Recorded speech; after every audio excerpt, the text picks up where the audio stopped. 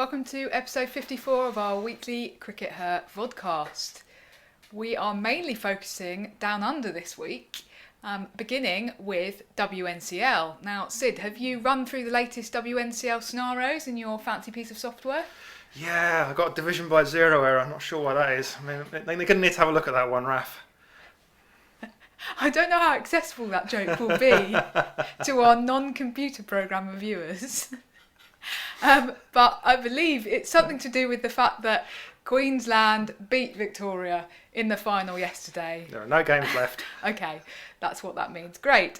So Queensland won pretty comprehensively in the end, actually, by 112 runs. A little bit of a turn up for the books there, their first ever WNCL title. Now, it was all about Georgia Redmayne, really. She made 134 not out, took 2 catches and 2 stumpings. And she ended up being player of the match, so brilliant day for her. Player of the tournament, though, was Ellyse Perry, who overall in WNCL hit 611 runs.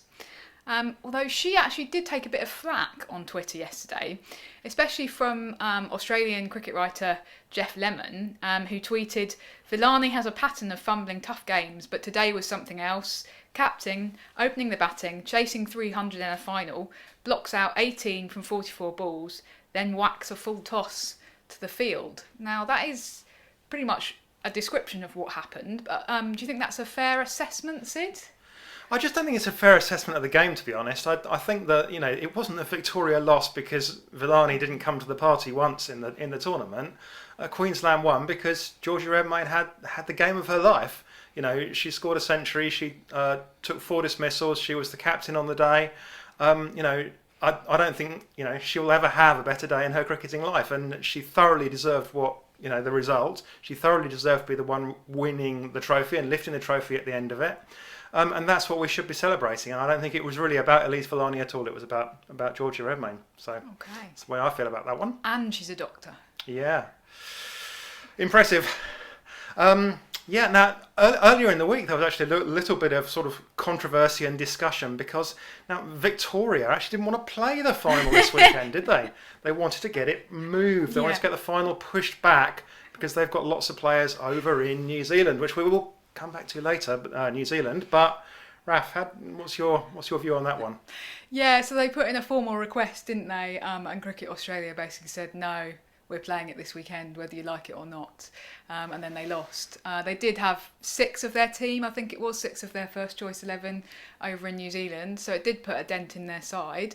On the other hand, you could equally argue that Queensland were missing their best batter in Beth Mooney and their best bowler in Jess Jonathan, who were also both over in New Zealand. So I think it affected both teams.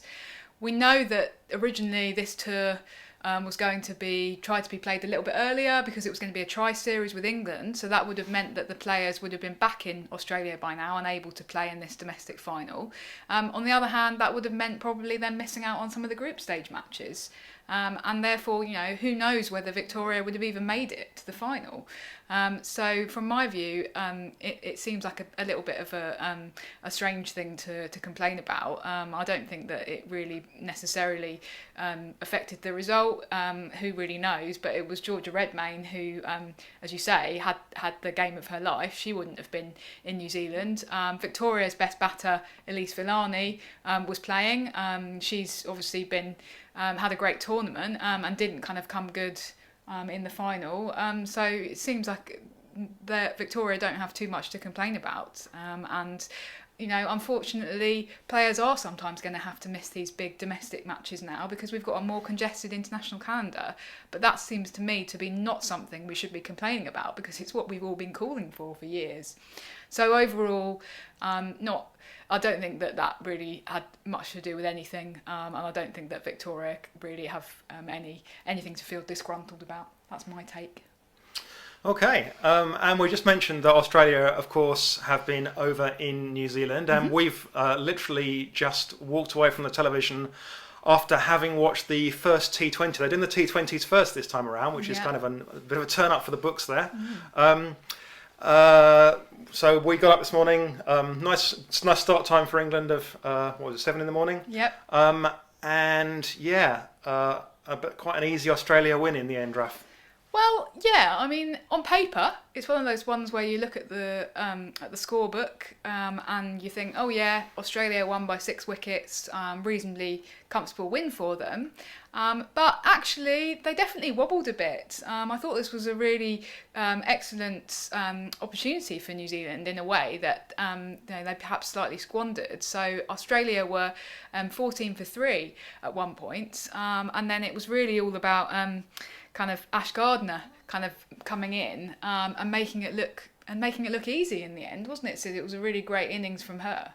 Yeah, I mean, she didn't start off really quickly. She was going well under 100 for a while, but then she, knocked off a couple of sixes off a couple of balls, and then, it's like the confidence just started flooding through her veins. A lot of credit has to go to Meg Lanning as well, much as it grates as an Englishman to have to say that she came in and did the classic steady the ship thing and, hit 27 off 27 balls, something like that. But, you have to feel that New Zealand have kind of missed an opportunity there. Australia really looked like a side that have been sitting in a hotel room for a couple of weeks because they've been sitting in a hotel room for a couple of weeks doing quarantine, and this was possibly New Zealand's big chance to actually get the series off to a winning start, and you'd have to fear that they possibly won't win a game from here now. That was their big chance. They didn't take it. Yeah, on the other hand, did they do a lot wrong? I mean, or is it just a reflection of the fact that Australia have got just those too players? Good. Yeah. I thought that, again, Jess Kerr bowled really well today, getting that swing away from the left-handers, and she got both Mooney and Haynes, I think it was, in the end, and that really put a dent in the Australian chase early on. I thought overall New Zealand bowled pretty well. They fielded excellently. There were some great stops by Amelia Kerr on the boundary rope, and yes, there were some chances that went down, but they were really difficult chances. And actually, Sophie Devine in the post-match press conference was saying that she thought that they'd fielded really well. So it just feels a little bit like it's one of those ones where you get some key Australian wickets early on, but they've just got such a long batting lineup now that somebody will always come along, and they'll have somebody who can steady things, which Lanning did, and they'll have somebody who can kind of be exciting, as Gardner did. Yeah, and at the end of the day, that New Zealand just didn't have quite enough runs on the board to if someone in Australia was going to make that innings that Gardner made, then they're going to win. That's a match-winning innings when you're only chasing, what was 130. Yeah, so it's true. Yeah, tough breaks for New Zealand, unfortunately. Yeah. Okay. Now, Sid, one of the big talking points this week, ahead of this series starting, has been Ellyse Perry making her big international comeback after sitting out with that injury she sustained in the World T20. She sat out of international cricket for a year. Obviously, some of that was the pandemic. But yeah, there was a bit of pressure on her, I guess, coming into today's game, given that there has been a lot of talk about her kind of returning to international duty. And there were certainly some comments by Lisa Slaker in particular, I think in the Sydney Morning Herald, basically saying, she isn't necessarily an automatic pick anymore for T20 cricket particularly. I guess that coming in towards the end today, she maybe will have gained some confidence with the bat, so she finished on 23 off 16 balls, and it was actually her who hit the winning boundary, so good for her. On the other hand, she didn't bowl at all, which is a little bit of a surprise. Is Perry past her prime, do you think, Sid? Yeah, I think she is past her prime, honestly. Okay. She's 30. That's what happens, unfortunately. She's at the age where people are inevitably, start to decline. Wait till you're 50, but... So, I can't talk. But no, yes, she probably is past her prime. But on the other hand, she remains one of the best players in the world. And actually, I'm not sure that Lisa Slaker is really right about that. I think that even just with the bat, she remains... an automatic pick, and if she can contribute with the ball at all going forwards, then that's going to be really useful as well. I think that today she showed again why she's so useful, because if she can come in that role, you just have that security of knowing that she's still to come, and that even if you get 3 down and 4 down, you've still got her coming in, and no opposition wants to see that. And she proved today why, because she came in and she did score at more than a run a ball, which is what she supposedly is struggling to do. And she didn't have a great WBBL, but she's still one of the best players in the world, and I think that Australia are still going to play her every opportunity when she's fit. and that's probably the right thing to do. Okay, so Perry past her prime, still one of the best. Yeah. That's the TLDR version. Yes. Great. Okay. Another exciting possibility, actually, over the next couple of weeks on this tour could be that Hannah Darlington could potentially become the third Aboriginal woman to represent Australia. That's obviously been another talking point. She didn't play in today's game. Do you think that we're likely to see her, Sid, over the next couple of weeks? I think we probably will see her, yes, particularly if they win the first T20, that's two T20s, I suspect we'll certainly see her in the third T20. We might see her in an ODI as well, because Australia do like to bring people in and give them an opportunity. And I think that she's a really good prospect for Australia, and I think that she's someone that could earn a lot of caps over a long career. She's not a tearaway quick bowler. She's not one of these ones like Taylor Vlemick that's going to bowl at 500 miles an hour and smash everybody out. But she's got a head on her shoulders. Yeah. She's good with the bat. She's good with the ball. And she makes the right calls. She bowls intelligently.